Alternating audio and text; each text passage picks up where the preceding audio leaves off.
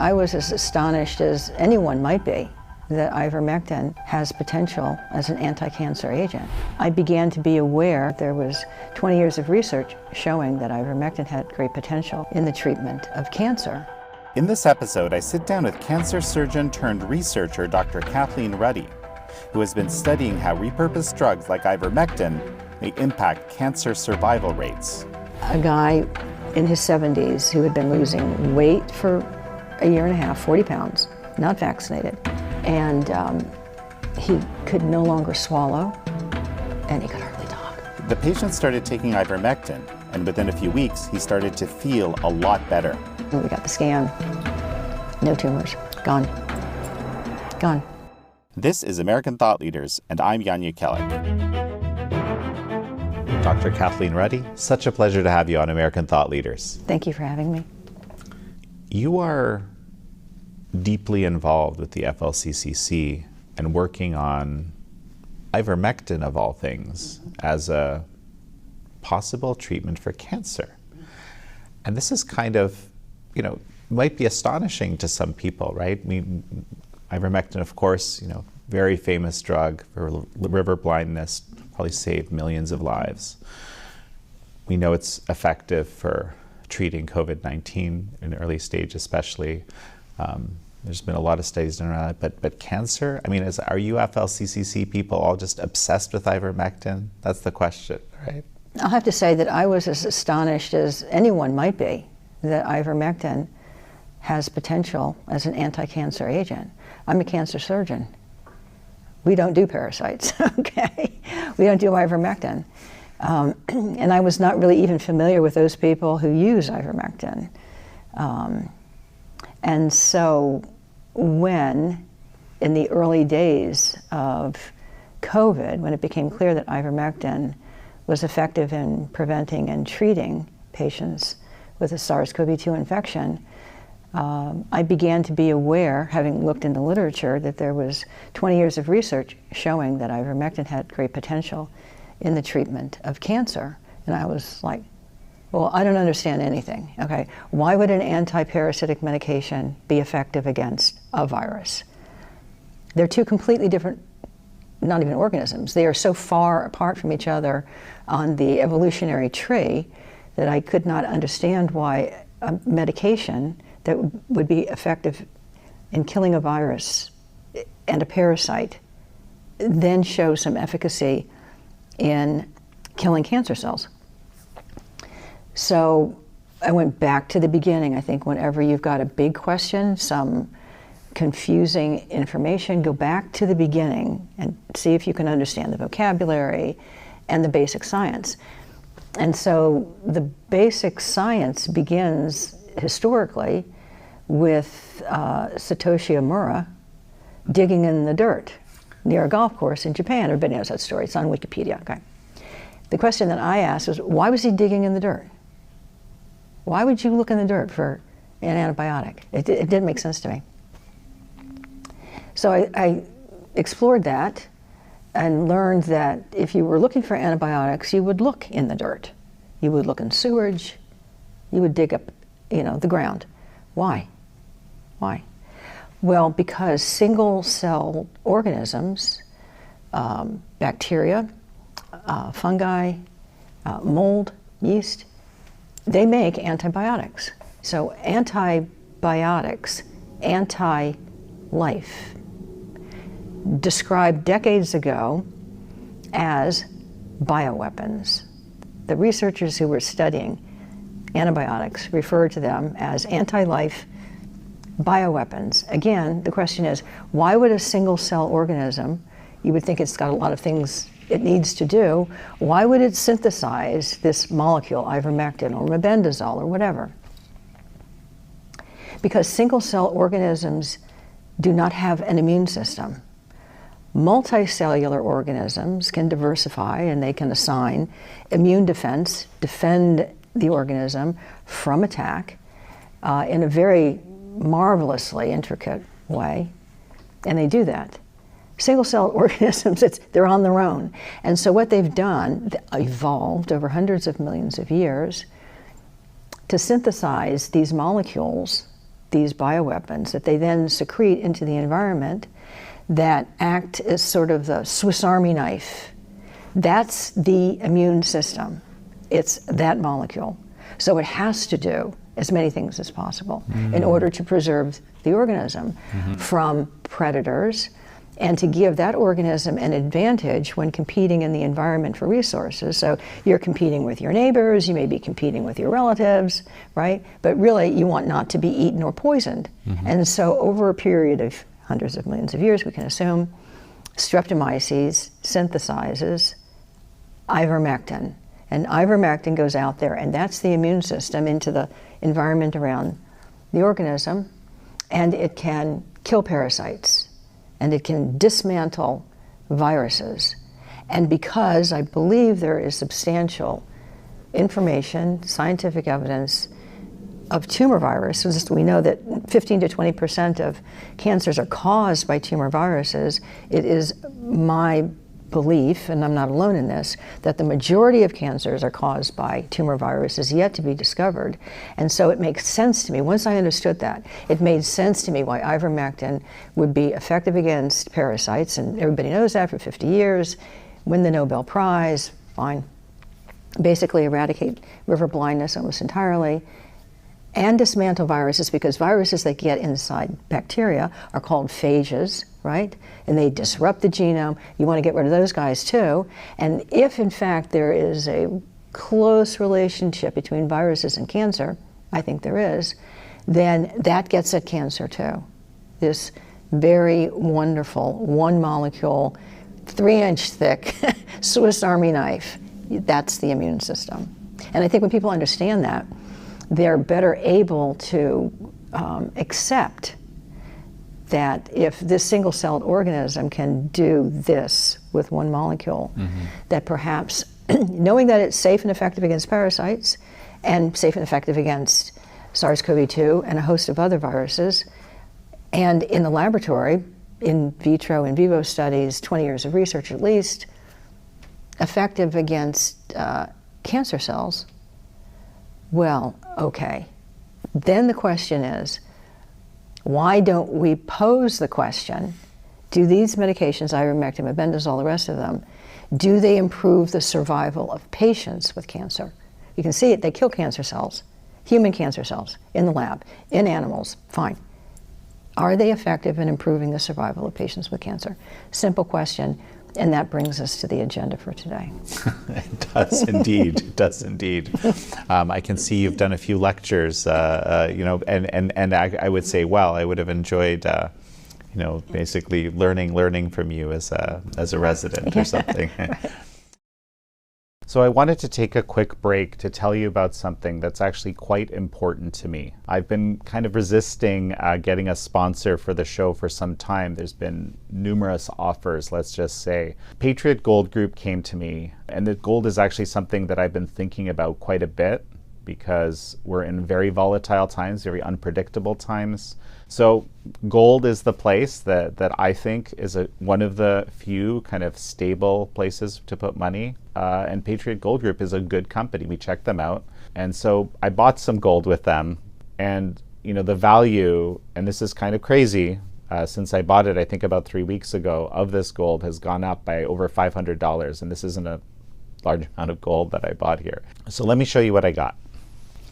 So this is Rand Refinery 1 ounce fine gold bullion, the American Eagle, and 5 silver eagles. So I'm actually gonna pull out the gold eagle for you because it looks kind of awesome.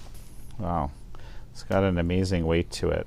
So if you're inspired to buy some gold, I recommend you call Patriot Gold Group. You can call them at 888-857-0495, 888-857-0495. Mention American Thought Leaders. With that, let's head back to the interview.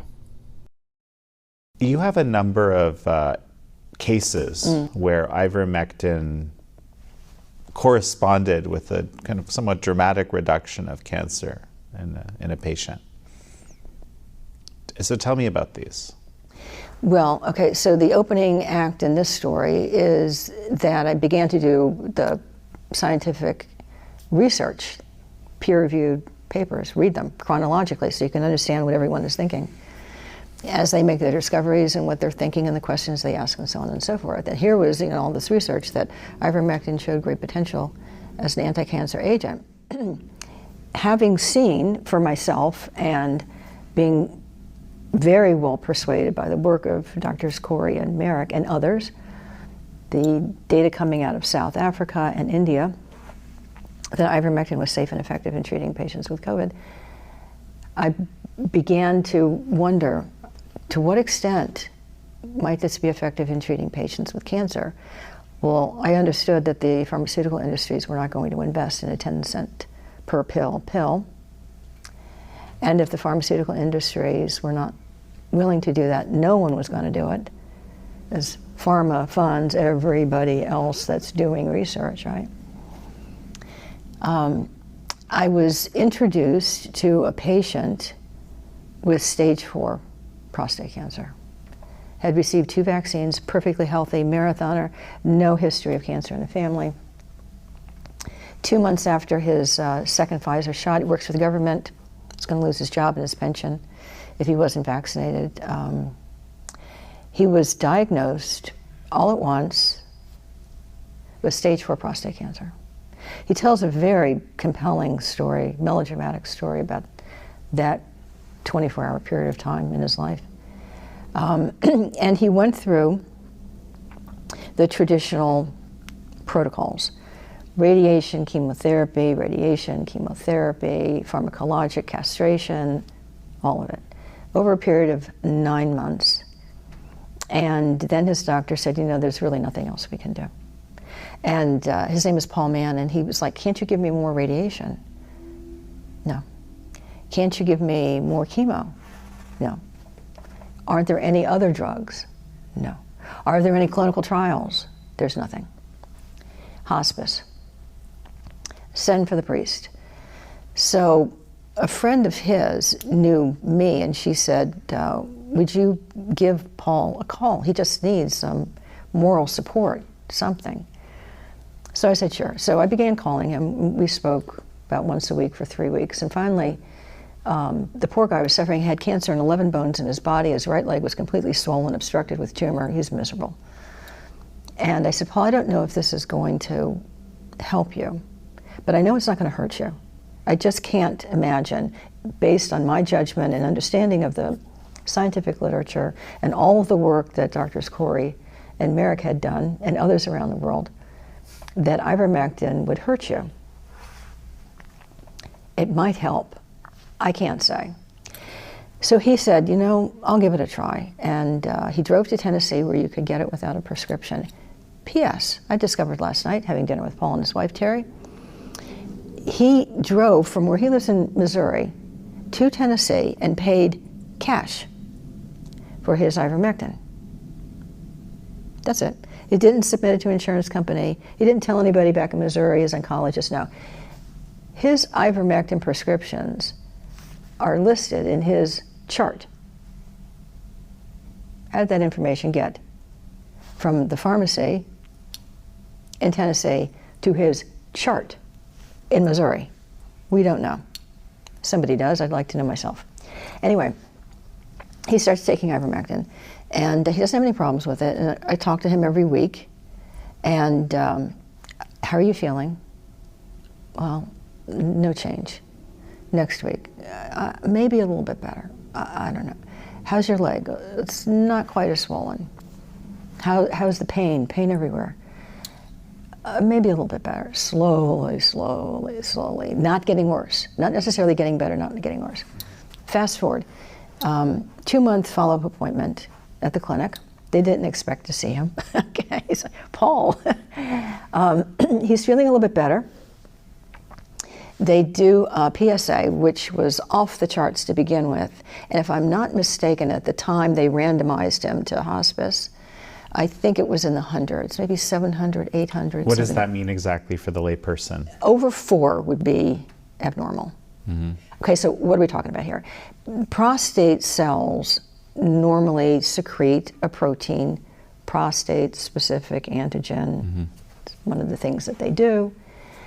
cancer cells that originate in the prostate that are dividing rapidly and growing fast are spitting out PSA, okay? It's not that they're contributing to the body economy in any way. It's just they just want to multiply and divide, and that's the end of the story. And so your PSA levels start to rise, which is a marker, a screening marker. Oh, your PSA was 4, and now it's 8. Let's do a prostate ultrasound, whatever.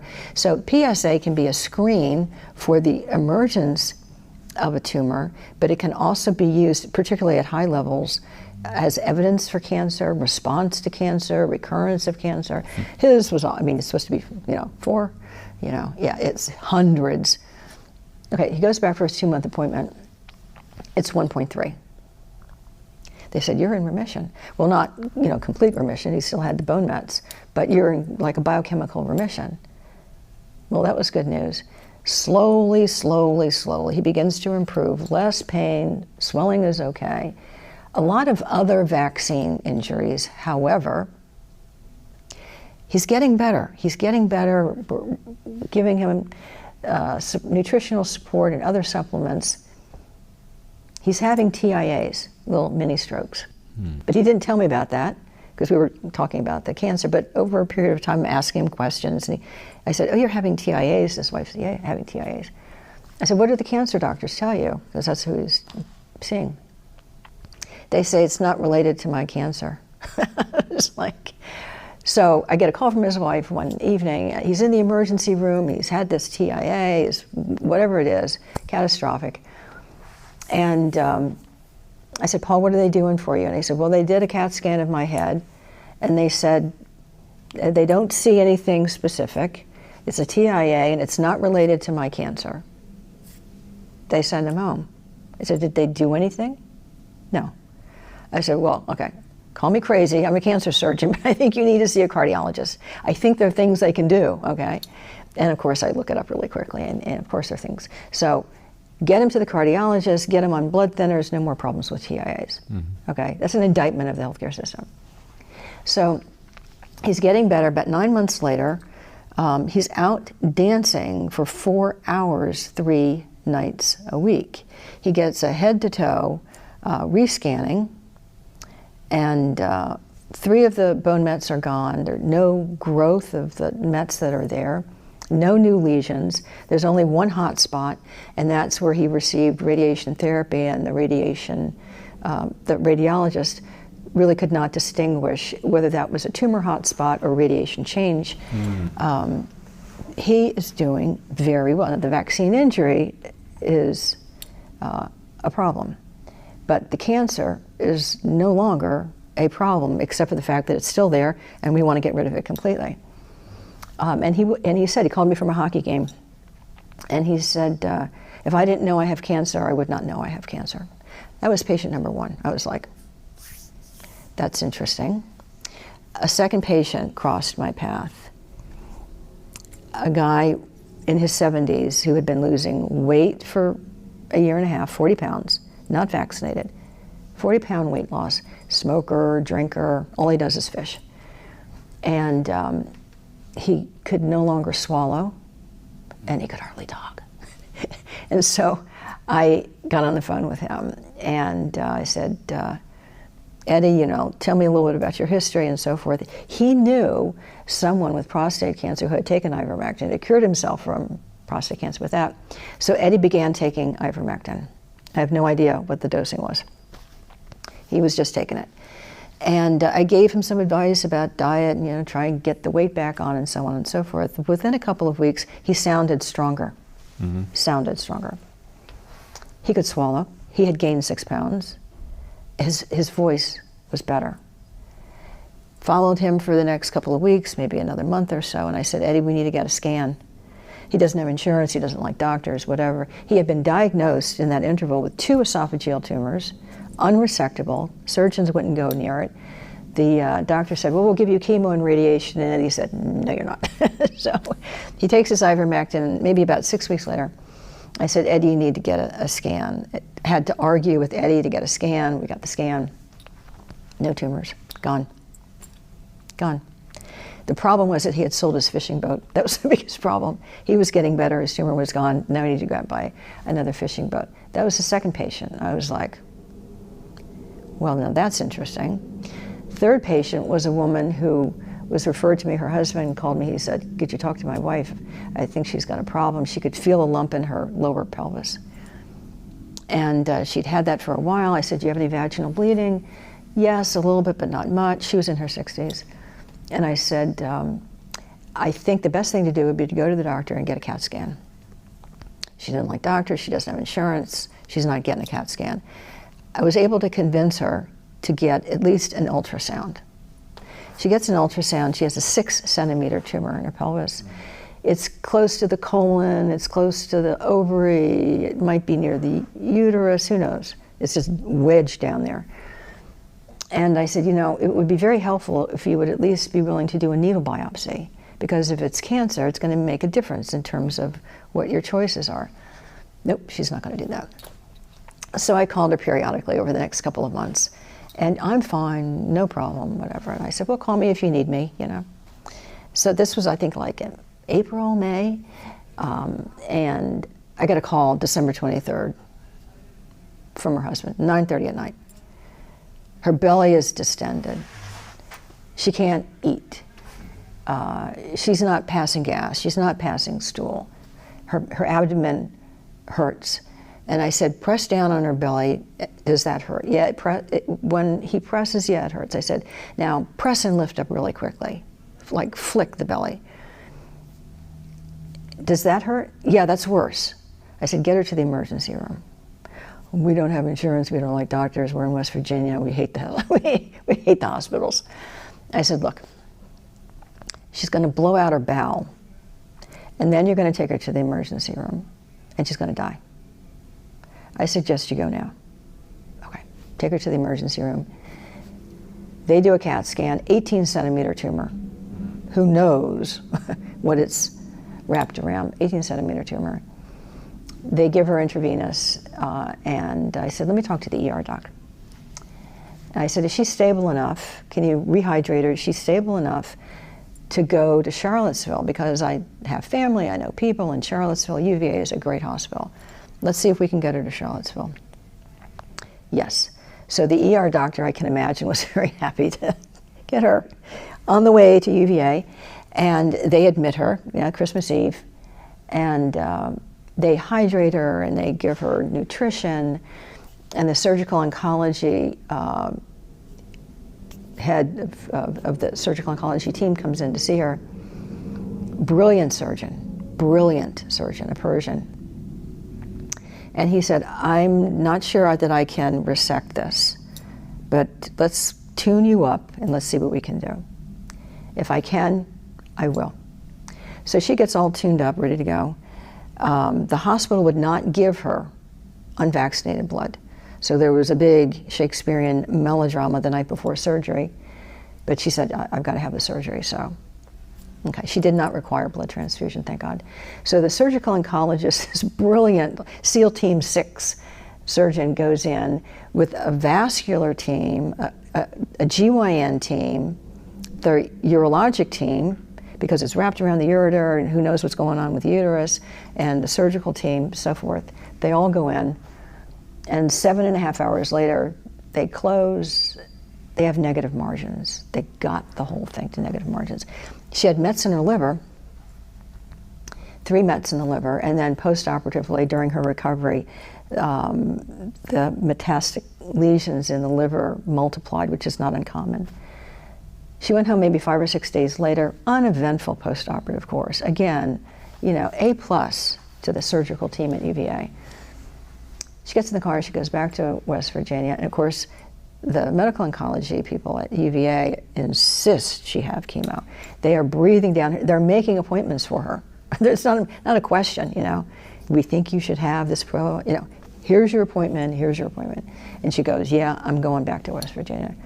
She starts taking ivermectin. And I think she was probably taking a little bit higher dose, I can't really say. I don't think it was sky high. But anyway, ivermectin, as I said to you, is safer than a sugar pill You'd have to take a lot to make yourself sick. Well, let's stop for a moment. Yeah. Safer than, tell me that again. Yeah. This might be a bit of an exaggeration, but not by much.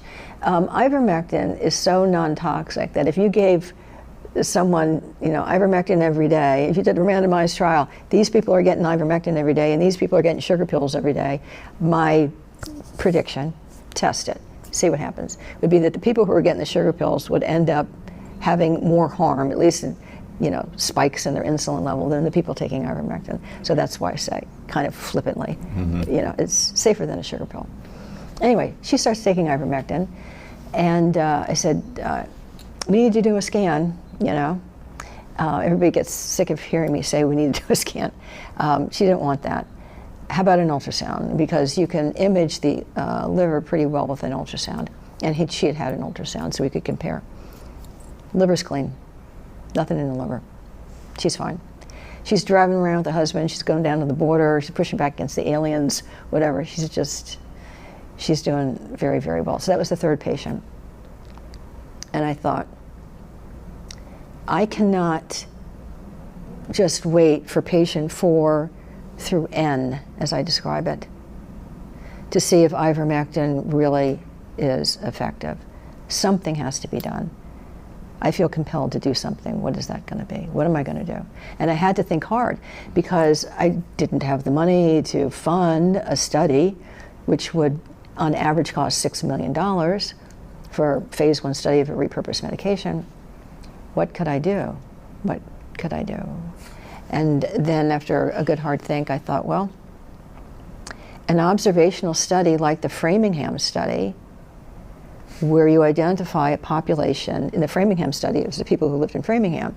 But in this observational study, it would be patients with cancer who themselves decided, either in addition or instead of or whatever, they decided they were going to use ivermectin and other repurposed medications as part of their cancer care. And I, as principal investigator, being just the neutral woman with a chart collecting data, this observational data prospectively, I would be recording the data, and that would allow me to see over a period of time whether there was a survival advantage in patients with cancer who were taking ivermectin and other repurposed medications compared to historical controls. And we have decades of historical controls.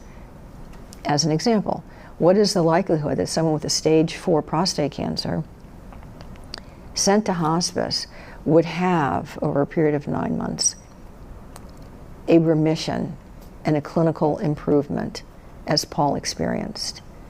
Well, as I say, it's not 0 probability, but it approaches 0.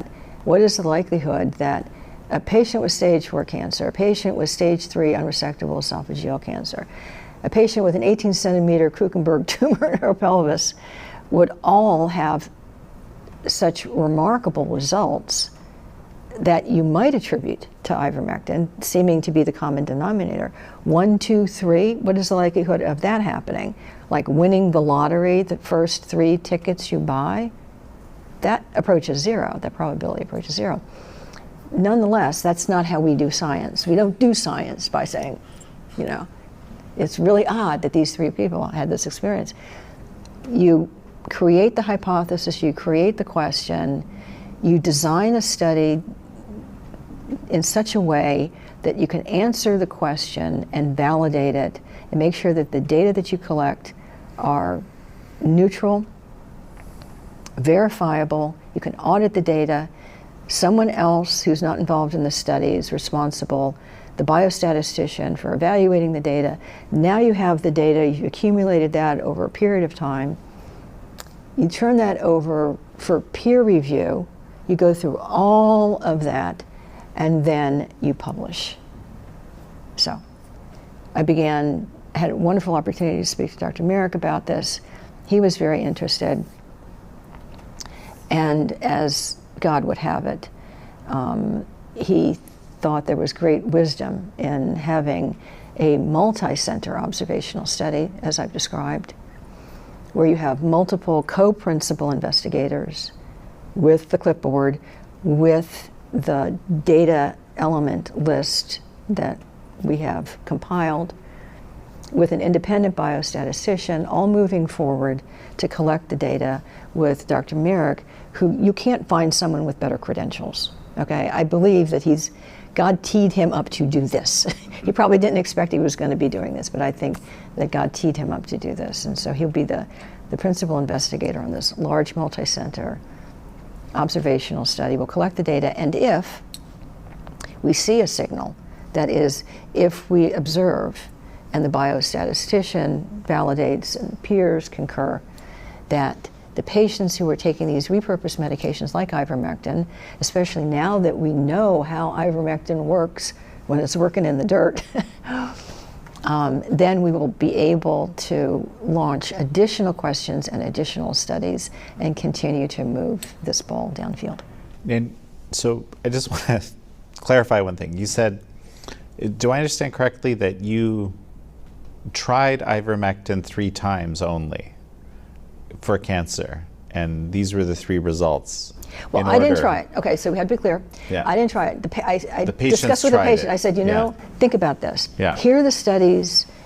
Refer the patients. Talk to them. And then they decide. Ivermectin is approved by the FDA, and thank you, the 5th District, right? And the incompetent attorney for the Department of Justice defending the FDA, who wasn't able to argue that physicians and providers cannot prescribe ivermectin or other FDA-approved medications based on their judgment. Patients can get it across the counter in Tennessee. Patients chose to do this. I was there calling, finding out how you're doing, and learning your cancer's gone.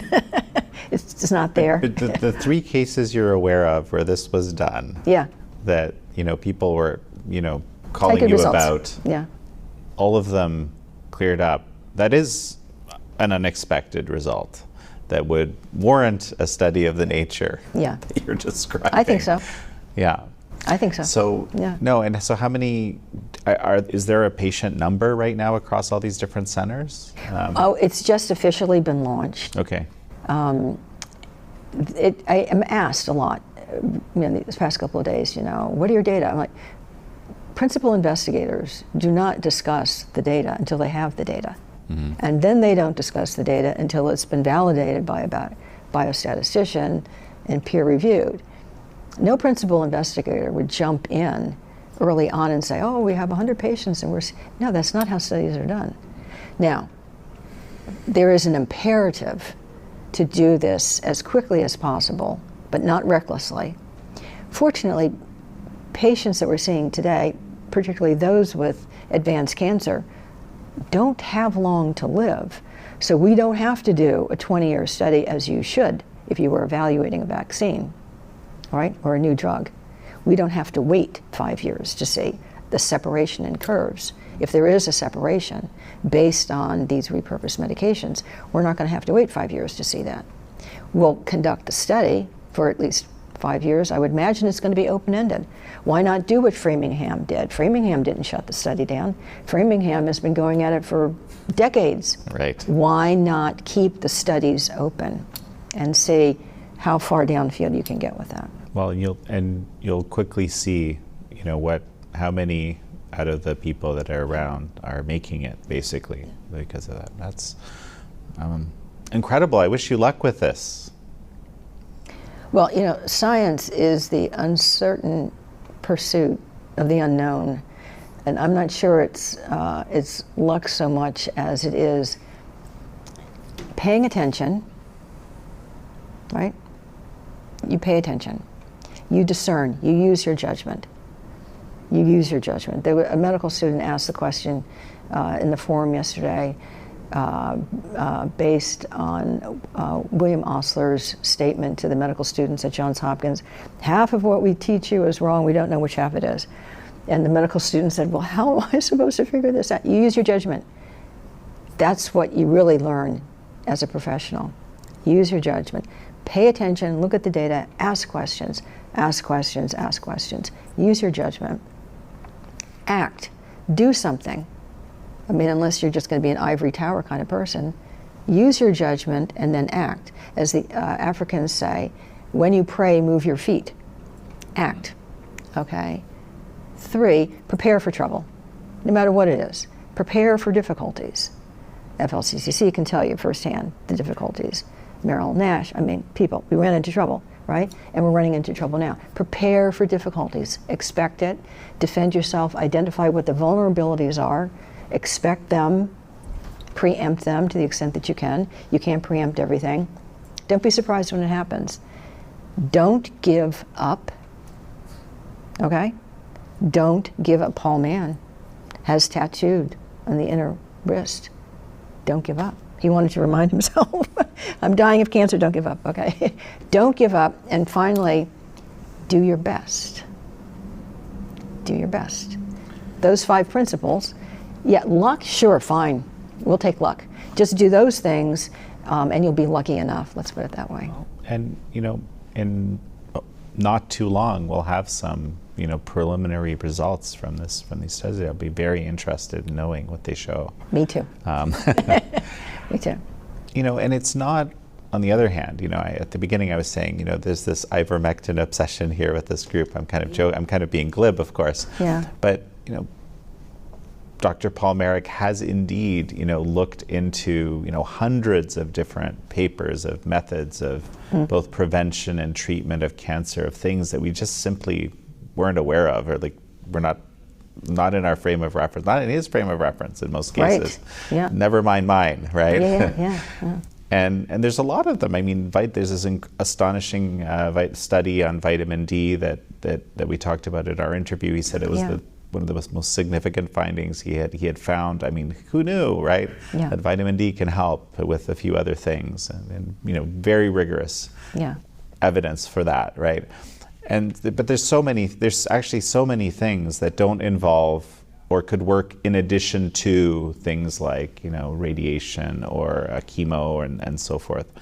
So why not ivermectin, right? I guess that's also the question. Yeah, well, let's see ivermectin. Let's see mebendazole, metformin, sildenafil, vitamin D3 at higher doses, curcumin, there's a whole list. Are you working on those as well?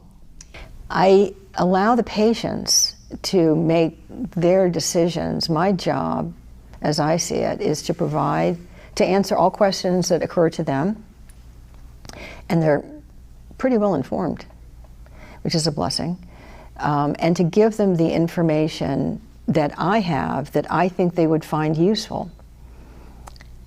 There are issues, I believe, potential issues, with the use of ivermectin in patients with a brain tumor.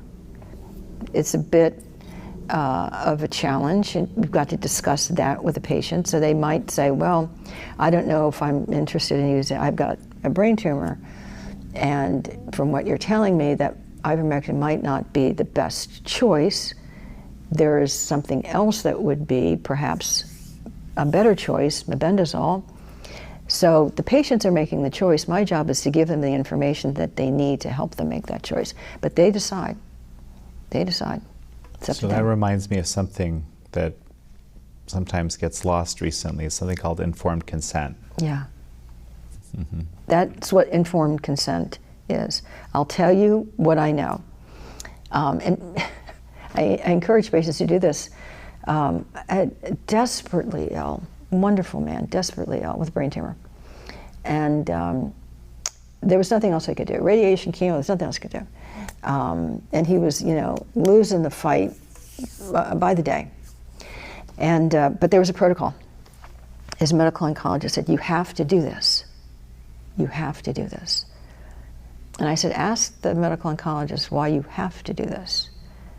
Ask the medical oncologist, does he have any information about the potential for this to be beneficial? Is there anything in the literature anywhere?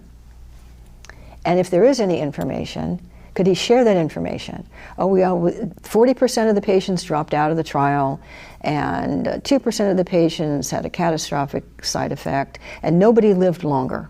But you have to do this trial. You have to sign. And so the patient goes to me, this is the conversation. And the patient's like, you can't tell me if there's any benefit of the trial.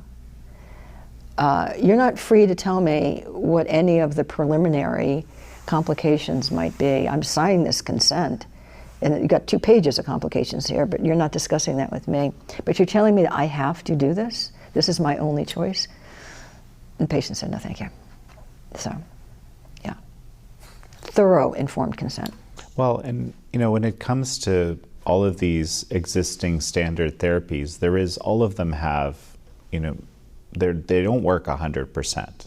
You have to, there's a risk benefit, right, in any one of these scenarios that and this is one of the things I hadn't really thought about that much until COVID, right? And understanding that that's always the calculation you have to make with any disease, any treatment for that disease, and the side effects and so forth. There's kind of that's why every doctor needs to look at each patient individually. Yeah.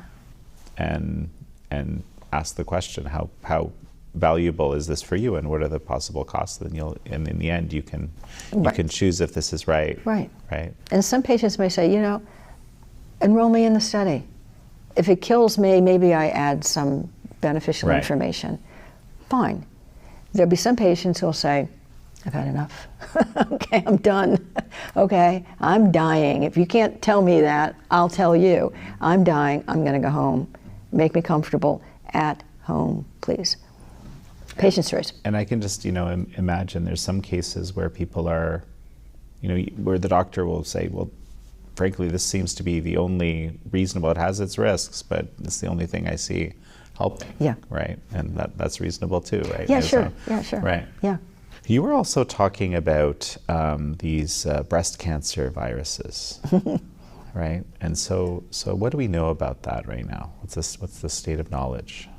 We know that a breast cancer virus exists in mice. No one has any question about that.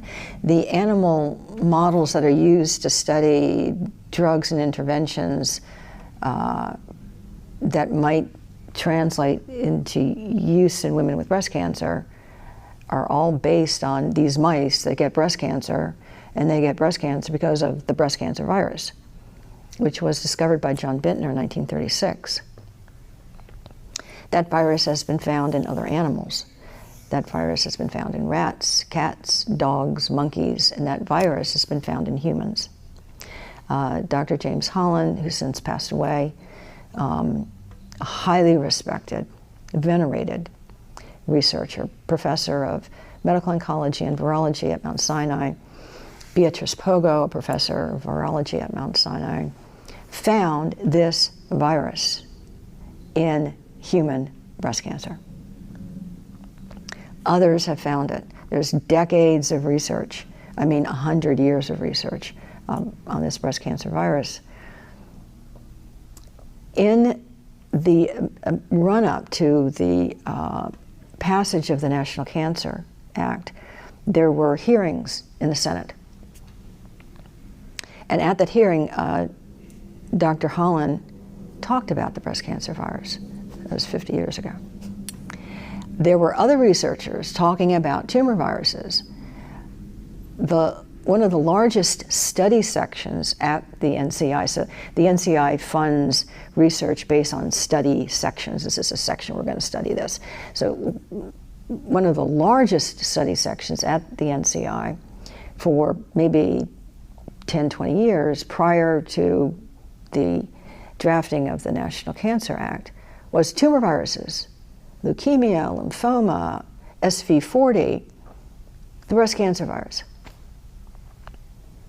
When the National Cancer Act was passed and it was declared, as if written in stone, that we would cure cancer in 5 years, this was a pipe dream, the pipe dream of a woman who had a degree in art history, who persuaded Nixon, who needed a way out from a deteriorating public polling. He was having a bad rap in Vietnam. The war on cancer, how about that? We'll replace the war in Vietnam with a war on cancer. Everybody ought to love that. And we're going to cure cancer in 5 years. Great. We don't need to know what causes it. So all of the research on tumor viruses was completely deep-sixed. That's the end of the story on the breast cancer virus. I was completely unaware of it. I had done my fellowship at Memorial Sloan Kettering. I had never heard of the breast cancer virus. So when I heard of the existence of one, because Holland had published a paper and presented it at the San Antonio breast meeting at 2006, December 2006, I was like, what? It's a breast cancer virus? The story, as I began to understand it, was so intriguing. So I wrote a book about it.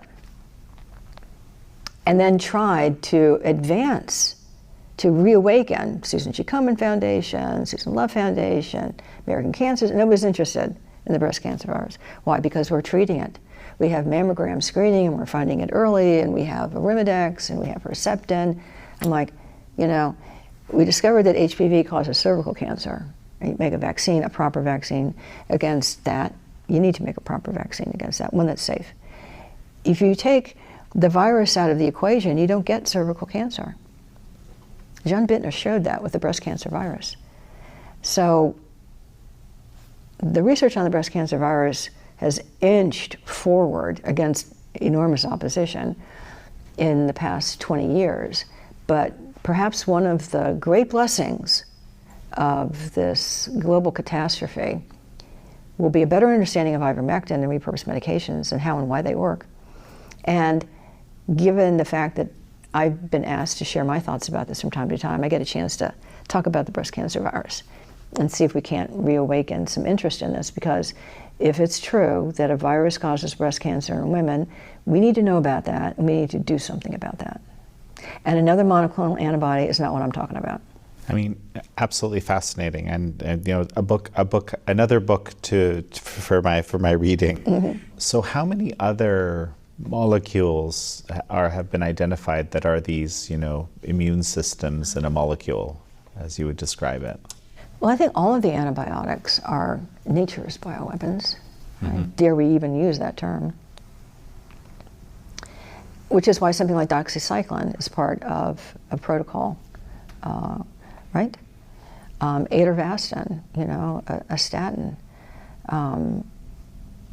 I think that Dr. Merrick has identified 10, 13 various natural compounds. Green tea extract, right? Tea, green tea, leaves in nature. Naturopaths will tell you all about this. How many are there? I have no idea. I know that Dr. Merrick has identified a list. My view is that there's justification for the items on his list. And if we begin to take this seriously and move forward seriously, we can begin to look at other more naturally occurring. I mean, is this almost like a kind of new sub-branch of medicine or something that we're launching here? No, I think it's a renovation of an old branch of medicine called cancer oncology. Okay. Every now and again you have to renovate, right? Have you ever renovated a kitchen? You can take the house down to the foundation. I don't think we need to burn the house down. I think there's so many smart people, so many good people. I mean, really brilliant, wonderful people that have contributed to this vast body of knowledge. I think we have to renovate. I think we've got a leaky roof, and the windows aren't quite right, the floor is slow, big job ahead of us. I think we can renovate, and I think that a renovation of cancer, I'll probably take a lot of heat, but prepare for trouble, right? Item number 3 on the list, prepare for trouble. I think that it's possible that the principles of medical oncology based on chemotherapy, cytotoxic chemotherapy, will give way to a new approach where it's not targeted, because targeted therapy is not targeted to the tumor. Herceptin targets cancer cells that express HER2/neu. It also targets the heart, okay, targets other organs. Truly targeting the cancer and the metabolic pathways of cancer, leaving the rest of you alone, boosting the immune system. That's the renovation. And as I said earlier today, this is something of an exaggeration, but maybe this will be what happens. You replace things like the iron lung for polio, right? and you replace face masks. You replace cytotoxic chemotherapy with other interventions that are not toxic, but that get the job done. Well, Dr. Kathleen Ruddy, it's such a pleasure to have had you on. Thank you very much. Thank you all for joining Dr. Kathleen Ruddy and me on this episode of American Thought Leaders. I'm your host, Yanya Kellick.